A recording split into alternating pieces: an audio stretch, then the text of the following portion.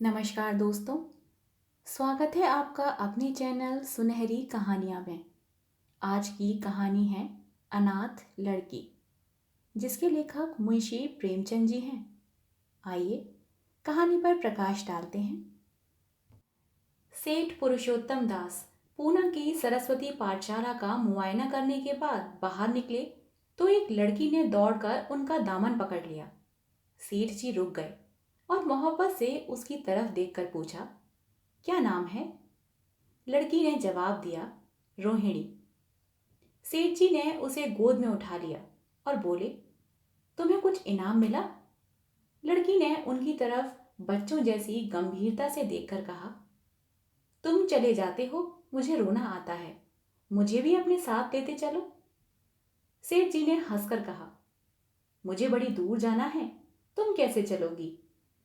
रोहिणी ने प्यार से उनकी गर्दन में हाथ डाल दिए और बोली, जहां तुम जाओगे वहीं मैं भी चलूंगी, मैं तुम्हारी बेटी होंगी।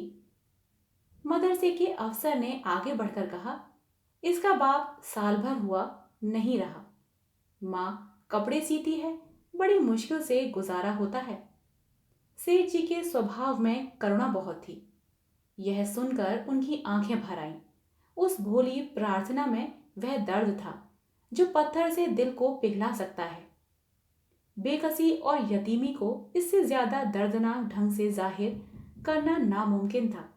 उन्होंने सोचा, इस नन्हे से दिल में न जाने क्या अरमान होंगे, और लड़कियां अपने खिलौने दिखाकर कहती होंगी, ये मेरे बाप ने दिया है। वह अपने बाप के साथ मदरसे आती होंगी, उसके साथ मेलों में जाती होंगी और उसकी दिलचस्पियों का जिक्र करती होंगी। यह सब बातें सुन सुनकर इस भोली लड़की को भी ख्वाहिश होती होगी कि मेरा बाप होता। माँ की मोहब्बत में गहराई और आत्मिकता होती है जिसे बच्चे समझ नहीं सकते। बाप की मोहब्बत में खुशी और चाव होता है जिसे बच्चे खूब समझते हैं। सेठ जी ने रोहिणी को प्यार से गले लगा लिया और बोले, अच्छा, मैं तुम्हें अपनी बेटी बनाऊंगा, लेकिन खूब जी लगाकर पढ़ना। अब छुट्टी का वक्त आ गया है, मेरे साथ आओ, तुम्हारे घर पहुंचा दूं। यह कहकर उन्होंने रोहिणी को अपनी मोटर कार में बिठा लिया। रोहिणी ने बड़े इत्मीनान और गर्व से अपनी सहेलियों की तरफ देखा। उसकी बड़ी बड़ी आंखें खुशी से चमक रही थीं और चेहरा चांदनी रात की तरह खिला हुआ था। सेठ ने रोहिणी को बाजार की खूब सैर कराई और कुछ उसकी पसंद से और कुछ अपनी पसंद से बहुत सी चीजें खरीदी। यहां तक कि रोहिणी बातें करते करते कुछ थक सी गई और खामोश हो गई। उसने इतनी चीजें देखी और इतनी बातें सुनी कि उसका जी भर गया। शाम होते होते रोहिणी के घर पहुंचे और मोटर कार से उतरकर रोहिणी को अब कुछ आराम मिला। दरवाजा बंद था। उसकी माँ किसी ग्राहक के घर कपड़े देने गई थी। रोहिणी ने अपने तोहफों को उलटना पलटना शुरू किया। खूबसूरत रबड़ के खिलौने, चीनी की गुड़िया जरा दबाने से चूं चूं करने लगती और रोहिणी यह प्यारा संगीत सुनकर फूले नहीं समाती थी। रेशमी कपड़े और रंग बिरंगी साड़ियों के कई बंडल थे, लेकिन मखमली बूटे की गुलकारियों ने उसे खूब लुभाया था। उसे इन चीजों के पाने की जितनी खुशी थी, उससे ज्यादा उन्हें अपनी सहेलियों को दिखाने की बेचैनी थी। सुंदरी के जूते अच्छे सही, लेकिन उसमें ऐसे फूल कहाँ हैं? ऐसी गुड़िया उसने कभी देखी भी ना होगी। इन ख्यालों से उसके दिल में उमंग भर आई और वह अपनी मोहिनी आवाज में एक गीत गाने लगी। सेठ जी दरवाजे पर खड़े इन पवित्र दृश्य का हार्दिक आनंद उठा रहे थे। इतने में रोहिणी की माँ रुक्मणी कपड़ों की एक पोटली लिए आते हुए दिखाई दी। रोहिणी ने खुशी से पागल होकर एक छलांग भरी और उसके पैरों से लिपट गई। रुक्मिणी का चेहरा पीला था, आंखों में हसरत और बेकसी छिपी हुई थी। गुप्त चिंता का सजीव चित्र मालूम होती थी, जिसके लिए जिंदगी में कोई सहारा नहीं। मगर रोहिणी को जब उसने गोद में उठाकर प्यार से चूमा तो जरा देर के लिए उसकी आंखों में उम्मीद और जिंदगी की झलक दिखाई दी। मुरझाया हुआ फूल खिल गया। बोली, आज तू इतनी देर तक कहाँ रही? मैं तुझे ढूंढने पाठशाला गई थी। रोहिणी ने हुमक कर कहा, मैं मोटर कार में बैठकर बाजार गई थी। वहां से बहुत अच्छी अच्छी चीजें लाई हूं। वह देखो कौन खड़ा है। माँ ने सेठ जी की तरफ ताका और लजाकर सिर झुका लिया। बरामदे में पहुंचते ही रोहिणी की माँ की गोद से उतरकर सेठ जी के पास गई और अपनी माँ को यकीन दिलाने के लिए भोलेपन से बोली, क्यों, तुम मेरे बाप हो ना? सेठ जी ने उसे बड़े प्यार करते हुए कहा, हाँ, तुम मेरी प्यारी बेटी हो। रोहिणी ने उनके मुंह की तरफ याचना भरी आंखों से देखकर कहा, अब तुम रोज यहीं रहा करोगे? सेठ जी ने उसके बाल सुलझाकर जवाब दिया, मैं यहां रहूंगा तो काम कौन करेगा? मैं कभी कभी तुम्हें देखने आया करूंगा, लेकिन वहां से तुम्हारे लिए अच्छी अच्छी चीजें भेजूंगा। रोहिणी कुछ उदास सी हो गई। इतने में उसकी माँ ने मकान का दरवाजा खोला और बड़ी फुर्ती से मैले बिछावन और फटे हुए कपड़े समेट कर कोने में डाल दिए कि कहीं सेठ जी की निगाह उन पर न पड़ जाए। यह स्वाभिमान स्त्रियों की खास अपनी चीज है। रुक्मणी अब इस सोच में पड़ी थी कि मैं इनकी क्या खातिर तवज्जो करूं। उसने सेठ जी का नाम सुना था। उसका पति हमेशा उनकी बढ़ाई करता था। वह उनकी दया और उदारता की चर्चाएं अनेकों बार सुन चुकी थी।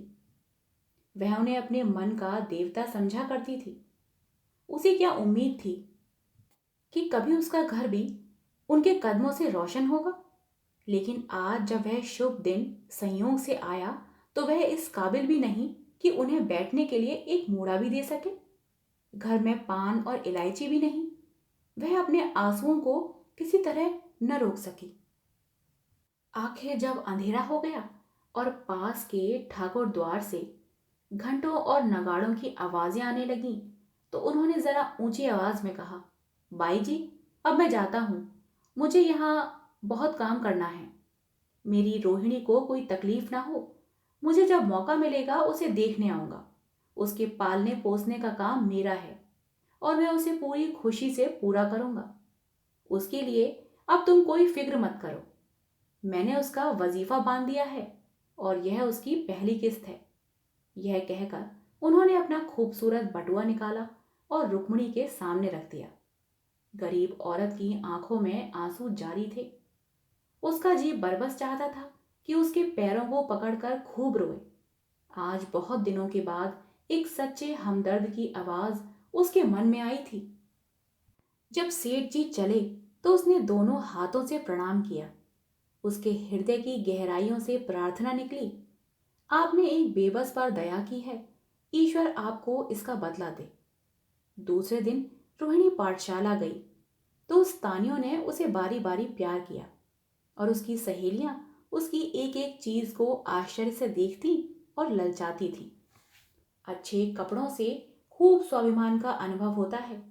आज रोहिणी वह गरीब लड़की न रही जो दूसरों की तरफ विवश नेत्रों से देखा करती थी। आज उसकी एक एक क्रिया से शैशवोचित गर्व और चंचलता टपकती थी और उसकी जबान एक दम के लिए भी न रुकती थी। कभी मोटर की तेजी का जिक्र था, कभी बाजार की दिलचस्पियों का बयान, कभी अपनी गुड़ियों की कुशल मंगल की चर्चा थी और कभी अपने बाप की मोहब्बत की दास्तान। दिल था कि उमंगों से भरा हुआ। एक महीने बाद सेठ पुरुषोत्तम दास ने रोहिणी के लिए फिर तोहफे और रुपए रवाना किए।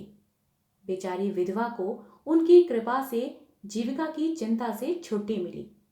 वह भी रोहिणी के साथ पाठशाला आती और दोनों माँ बेटियां एक ही दर्जे के साथ साथ पढ़ती। लेकिन रोहिणी का नंबर हमेशा माँ से अव्वल रहा। सेठ जी जब पूना की तरफ से निकलते तो रोहिणी को देखने जरूर आते और उनका आगमन उसकी प्रसन्नता और मनोरंजन के लिए महीनों का सामान इकट्ठा कर देता। इसी तरह कई साल गुजर गए और रोहिणी ने जवानी के सुहाने हरे भरे मैदान में पैर रखा, जबकि बचपन की भोली भाली अदाओं में एक खास मतलब और इरादों का दखल हो जाता है। रोहिणी अब आंतरिक और बाहरी सौंदर्य में अपनी पाठशाला की नाक थी। हाव भाव में आकर्षक गंभीरता, बातों में गीत का सा खिंचाव और गीत का सा आत्मिक रस था। कपड़ों में रंगीन सादगी, आंखों में लाज संकोच, विचारों में पवित्रता। जवानी थी मगर घमंड और बनावट और चंचलता से मुक्त। उसमें एक एकाग्रता थी, ऊंचे इरादों से पैदा होती है। स्त्रियोचित उत्कर्ष की मंजिलें वह धीरे धीरे तय करती चली जाती थी। सेठ जी के बड़े बेटे नरोत्तम दास कई साल तक अमेरिका और जर्मनी की यूनिवर्सिटियों की खाक छानने के बाद इंजीनियरिंग विभाग में कमाल हासिल करके वापस आए थे। अमेरिका के सबसे प्रतिष्ठित कॉलेज में उन्होंने सम्मान का पद प्राप्त किया था। अमेरिका के अखबार एक हिंदुस्तानी नौजवान की इस शानदार कामयाबी पर चकित थे। उन्हीं का स्वागत करने के लिए बंबई में एक बड़ा जलसा किया गया था। इस उत्सव में शरीक होने के लिए लोग दूर दूर से आए थे। सरस्वती पाठशाला को भी निमंत्रण मिला और रोहिणी को सेठ जी ने विशेष रूप से आमंत्रित किया। पाठशाला में हफ्तों तैयारियां हुई। रोहिणी को एक दम के लिए भी चैन न था। यह पहला मौका था कि उसने अपने लिए बहुत अच्छे अच्छे कपड़े बनवाए। रंगों के चुनाव में वह मिठास थी, कांट छांट में वह फबन, जिससे उसकी सुंदरता चमक उठी। सेठानी कौशल्या देवी उसे लेने के लिए रेलवे स्टेशन पर मौजूद थी। रोहिणी गाड़ी से उतरते ही उनके पैरों की तरफ झुकी, लेकिन उन्होंने उसे छाती से लगा लिया और इस तरह प्यार किया जैसे वह उनकी बेटी है। वह उसे बार बार देखती थी और आंखों से गर्व और प्रेम टपक पड़ता था। इस जलसे के लिए ठीक समुद्र के किनारे एक हरे भरे सुहाने मैदान में एक लंबा चौड़ा शामियाना लगाया गया था। एक तरफ आदमियों का समुद्र उमड़ा हुआ था और दूसरी तरफ समुद्र की लहरें उमड़ रही थी। वह भी इस खुशी में शरीक थी। जब उपस्थित लोगों ने रोहिणी बाई के आने की खबर सुनी तो हजारों आदमी उसे देखने के लिए खड़े हो गए।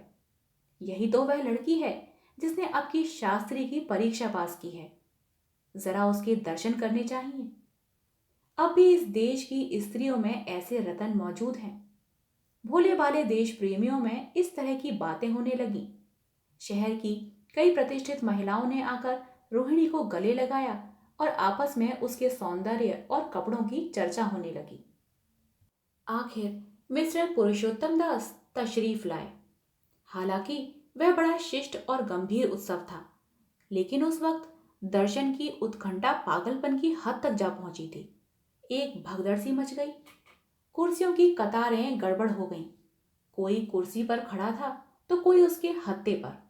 कुछ मनचले लोगों ने शामियाने की रस्सियां पकड़ी और उन पर जा लटके। कई मिनट तक यही तूफान मचा रहा। कहीं कुर्सियां टूटी, कहीं कुर्सियां उल्टी। कोई किसी के ऊपर गिरा, कोई नीचे। ज्यादा तेज लोगों ने धौल धप्पा होने लगा। तब बीन की सुहानी आवाजें आने लगी। रोहिणी ने अपनी मंडली के साथ देश प्रेम में डूबा हुआ गीत शुरू किया। सारे उपस्थित लोग बिल्कुल शांत थे और उस समय वह सुरीला राग, उसकी कोमलता और स्वच्छता, उसकी प्रभावशाली मधुरता, उसकी उत्साह भरी वाणी दिलों पर वह नशा सा पैदा कर रही थी, जिससे प्रेम की लहरें उठती हैं, जो दिल से बुराइयों को मिटाता है और उससे जिंदगी की हमेशा याद रहने वाली यादगारें पैदा हो जाती हैं।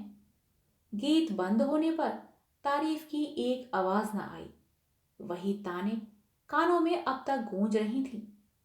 गाने के बाद विभिन्न संस्थाओं की तरफ से अभिनंदन पेश हुए और तब नरोत्तम दास लोगों को धन्यवाद देने के लिए खड़े हुए।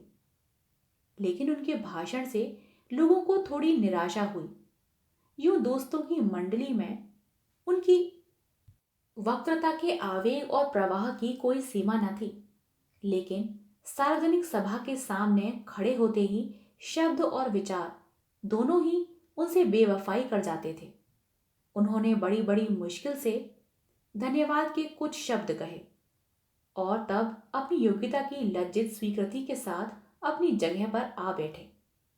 कितने ही लोग उनकी योग्यता पर ज्ञानियों की तरह सिर हिलाने लगे। अब जलसा खत्म होने का वक्त आया।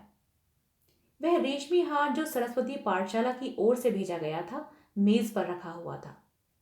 उसे हीरो के गले में कौन डाले? प्रेसिडेंट ने महिलाओं की पंक्ति की ओर नजर दौड़ाई। चुनने वाली आंख रोहिणी पर पड़ी और ठहर गई। उसकी छाती धड़कने लगी।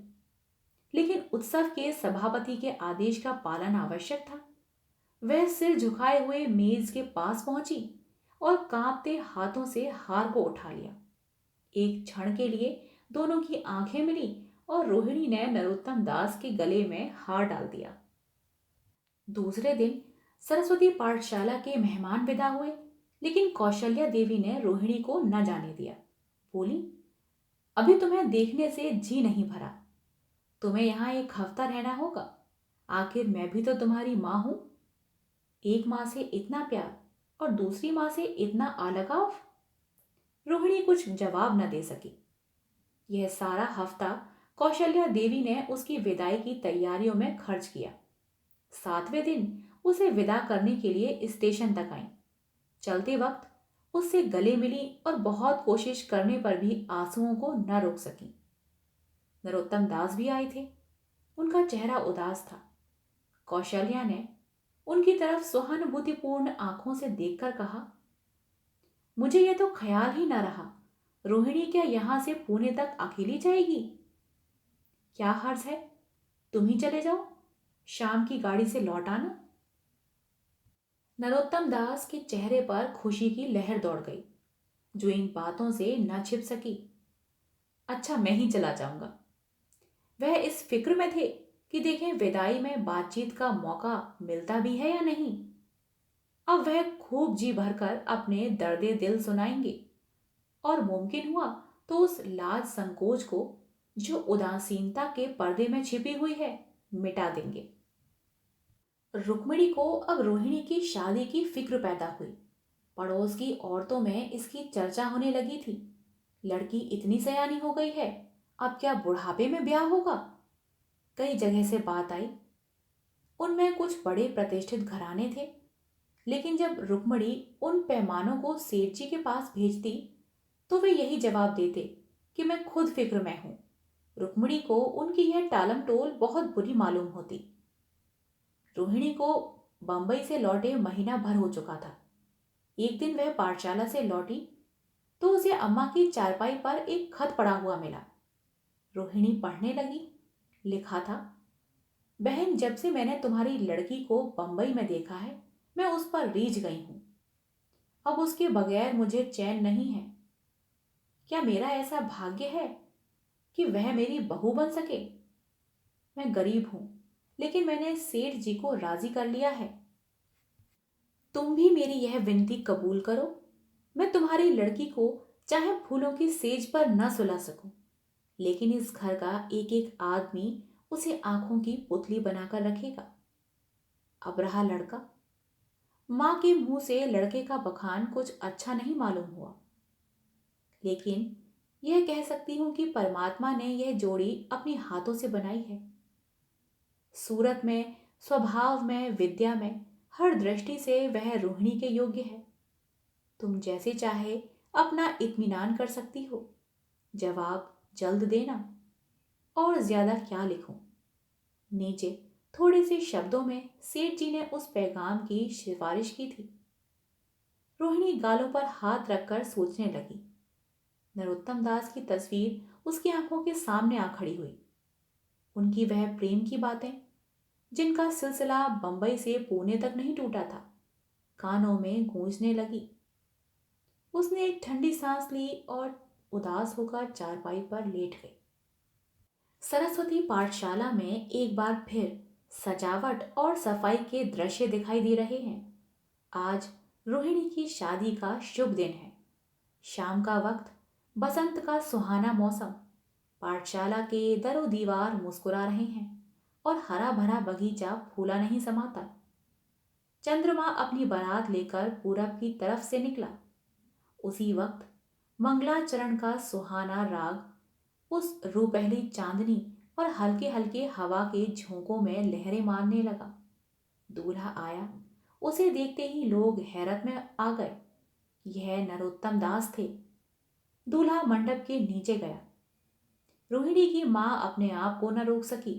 उसी वक्त जाकर सेठ जी के पैरों पर गिर पड़ी। रोहिणी की आंखों से प्रेम और आनंद के आंसू बहने लगे। मंडप के नीचे हवन कुंड बना था। हवन शुरू हुआ। खुशबू की लहरें हवा में उठी और सारा मैदान महक गया। लोगों के दिलो दिमाग में ताजगी की उमंग पैदा हुई। फिर संस्कार की बारी आई। दूल्हा और दुल्हन ने आपस में हमदर्दी, जिम्मेदारी और वफादारी के पवित्र शब्द अपनी जबान से कहे। विवाह की वह मुबारक जंजीर गले में पड़ी जिसमें वजन है, सख्ती है, पाबंदियां हैं, लेकिन वजन के साथ सुख और पाबंदियों के साथ विश्वास है। दोनों दिलों में उस वक्त एक नई, बलवान, आत्मिक शक्ति की अनुभूति हो रही थी। जब शादी की रस्में खत्म हो गईं, तो नाच गाने की मजलिस का दौर आया। मोहक गीत गूंजने लगे। सेठ जी थककर चूर हो गए थे। जरा दम लेने के लिए बगीचे में जाकर एक बेंच पर बैठ गए। ठंडी ठंडी हवा आ रही थी। एक नशा सा पैदा करने वाली शांति चारों ओर छाई हुई थी। उस वक्त रोहिणी उनके पास आई और उनके पैरों से लिपट गई। सेठ जी ने उसे उठाकर गले से लगा लिया और हंसकर बोले, क्यों, अब तो तुम मेरी अपनी बेटी हो गई। आप सुन रहे थे कहानी अनाथ लड़की।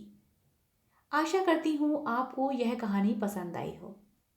पसंद आई हो तो कृपया कहानी को लाइक और चैनल को सब्सक्राइब करिएगा। मिलते हैं एक नई कहानी के साथ, तब तक के लिए धन्यवाद।